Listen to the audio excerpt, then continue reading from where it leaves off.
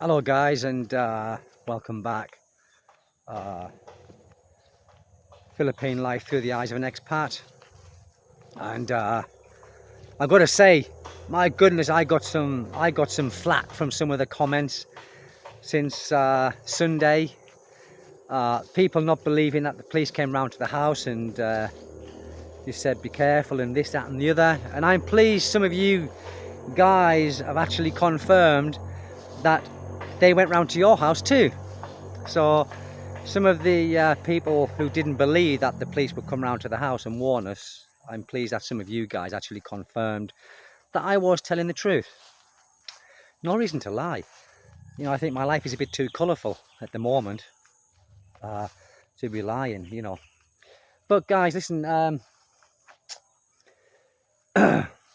a little update, as you probably all know, there's a lot going around on the internet at the moment about all this. We are 100%, well, I don't think anyone can be 100% safe in any country, but went to the police this morning. I did, and I said, is it safe to go back home? Because it wasn't who many assumed that it was, which was the Abu Sayyaf. It looks like it was nothing to do with them. It looks like it was a community kidnapping. Terrible, the boy, well, the young man, he wasn't a boy, he was a young man, and I've been watching quite a lot of his lives that he was doing, and he was petrified for quite a long time. He was really, really scared to be where he was, and I don't know why he stayed there. Did he not have the fine? I really don't know. Now, I'm hearing lots of things, okay? So please don't quote anything that I'm saying as gospel, because I don't know, okay? And I'm not pretending that I do know. But what I do know for certain is that he was very scared. And I think his live videos that he was doing, he stated in a lot of them that he thought he knew, I think, he knew he was going to be kidnapped because he was warned by the family, by his father-in-law and by family members. And he said that he said, well, if they do try and kidnap me, I've got a machete in the bedroom and I'm a very fast runner. Well, obviously that didn't do any good. It's not going to do any good when you are, you're approached with someone with guns. If it's one person or if it's four people, you're not going to do any good. But, it's just so sad. And also they are saying that there's been a body that's been found in the southern Philippines being washed up. And that could possibly be him. But I did see the video this morning. And to me, he didn't look like him. And I'm not saying his face because I couldn't see his face, but it showed that he didn't have a gunshot wound in his leg, which was allegedly what happened. He got shot in the leg as he was trying to escape, or maybe shot in the leg when he was trying to resist. And the video that I saw looked like a man with no hair. Now, that guy clearly had hair. And also in the video, it looks like the top of the head has been stoved in, caved in, something.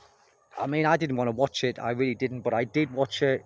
I did, and I don't think it's him. But it could be him. It could be him. When you're in the ocean for a number of days, the ocean can do horrible things to the body. It bloats you out, and the body's all bloated and things like this. But I don't know. I don't know. And also, the FBI came, as everyone knows, and I'm probably telling you things that you already know here. But just in case you don't know, or you've been under a rock and you haven't seen anything, is, the FBI came and I don't think they're getting involved to the degree where they've taken over the case. I don't think they can because it's not in their jurisdiction. So I don't think that they are getting involved. I think they just sharing information perhaps. But I don't think that they're getting involved. I don't know if they can. I don't know. But yes, and you know, there was some comments from people saying he deserved it. Well, no one deserves that. No one deserves what he got, you know. And I'm probably going to get some flack today, comments, or when I post this video. But listen, no one deserves that, regardless of, you know, he didn't heed the warnings and things like this. Yes, he put himself at risk, and he did put himself at risk, in great danger. And even his family members in where he was staying said that you're in danger. The police come round several times to actually say to him. But, you know, some of the things that he was doing, like walking around with no shirt on, I think that's maybe a disrespectful thing to do in that community. I don't know. You know, I don't know much about the Muslim faith. I really don't know much about it. But, and also, you know, lending money. I know lending money with interest is illegal in, or it's not the good thing to do in that faith. Now I'm hearing stories of his wife. She had an ex-boyfriend, and the ex-boyfriend wanted to get back with her, so was he involved?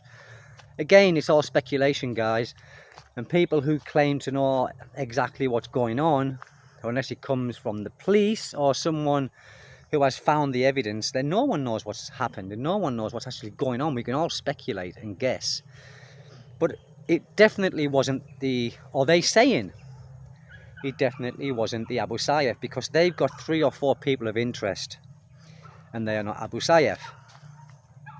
So it wasn't anything to do with any insurgents, any militia. It was probably something to do with the community in where he was living.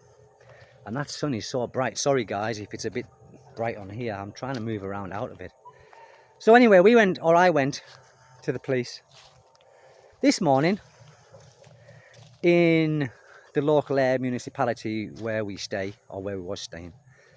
And I said, is it safe to go back? And they said, sir, yes, because it wasn't who they possibly thought it might have been, which was the Abu Sayyaf, things like that. But we were never targets anyway. And what's wrong with this camera? And we were not targeted, you know. They didn't tell us to get out, like I said before. They just said, you know, it might be best if you just, you know. But, you know, we didn't have to, but we did for a few days. But now, you know, we're not. Anyway, so that's that. And again, guys, you know, this guy didn't deserve what happened to him. Was he all there? You know, sometimes when I'm watching his videos, I don't know if he was, I mean, he was fully aware of the dangers, but did it really sink in? Did it sink into him? You know, did he really think he was in danger? Or was he thinking, well, you know, being a bit of a bravado, did he think it was a good thing? Meaning, well, I'm in a place where no foreigner goes. I'm one of the first foreigners to live here. Did he think he was a pioneer? I don't know, guys. I just feel very, very sad for this guy. And some people have said, well, why doesn't his wife speak up? Well, I don't know if she can. I don't know, I mean, if she's able to speak up about what happened. Again, I don't know. I don't think anyone knows. The only people who know is the people that abducted him and the people that were possibly in on this. But I think in the next few days or the next weeks, you know, the coming weeks, we will find out more about it. Whether we find out exactly what happened, that's a different matter. But there will be something that comes up in this tragic incident that's occurred. And also, guys, you know, people were saying that Mindanao is not safe. Well, northern Mindanao, where we are, and many foreigners live here, is probably as safe as it's going to get. You know, southern Mindanao is not safe. That's why there's not many foreigners there. But northern Mindanao, where we are, is very safe. You know, there are a lot of foreigners here, and it's very foreigner friendly. And people say, well, go further north, go further north. Well, kidnappings have happened in Cebu, I think 2022. And there was some of the kidnappers were shot by the police, you know, when they went to, you know, to find out where the you know, the kidnapped person was. You know, there was a big shootout. And that was in 2022 or 2023 even, I'm not sure. So, you know, my wife, you know, she's always felt, well, you know, she's from this part, you know, she's from here, and she's always felt safe here. But my wife is a bit of a, you know, she errs on the side of caution, which is a good thing, you know, and I do as well, actually.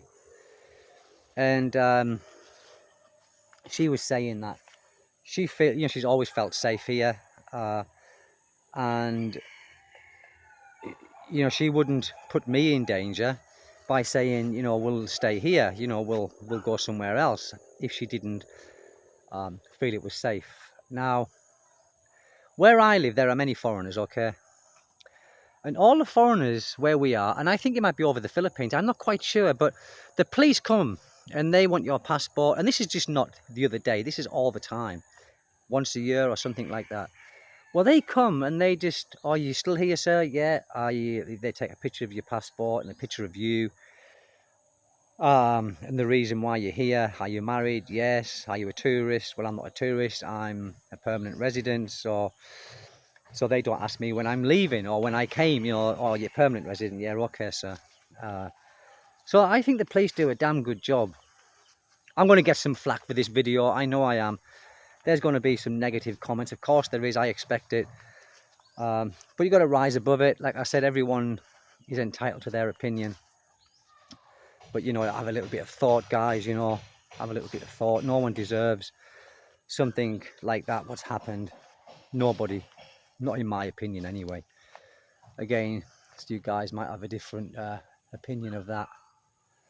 So that's it, guys. You know, it's... like I said, there's a lot on the net about it, and people claiming this is really what happened. Well, no one knows what happened, because it hasn't been, you know, it's not made public. Did they find the body? I don't know. It's just a body that's been washed up. Now, it says a white person. Well, water can do strange things when you're in there for a while. It can make white people go black.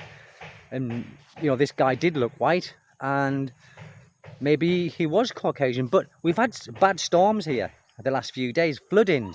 So he could be a Filipino that's been washed into there, and, you know, he's, you know, from the mountains, he's been washed away, and I don't know. And also, guys, people were saying about, on this video, because it was quite graphic, and, you know, there's kids there taking videos. Now, I was a bit shocked when I first came to the Philippines, and when people take pictures of their deceased, it's normal here, guys. It's normal. Like, there was a couple of drownings in the ocean not far from where we are, and everyone was there, stood around taking videos of it, and I thought, oh my goodness, I can't believe this.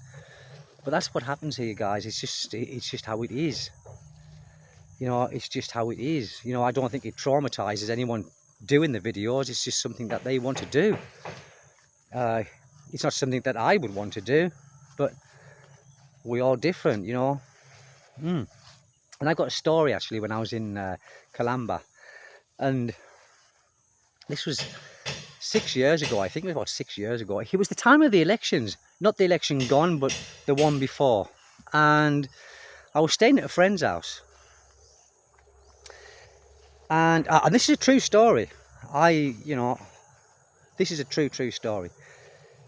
And we're having something to eat and a couple of beers. We had a pop, only one pop, and I thought it was an exhaust backfiring.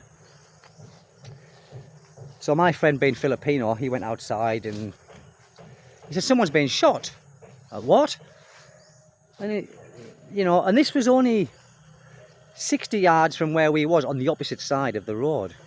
And by this time, you know, this was only a couple of minutes after, and there was a lot of people there, loads of people.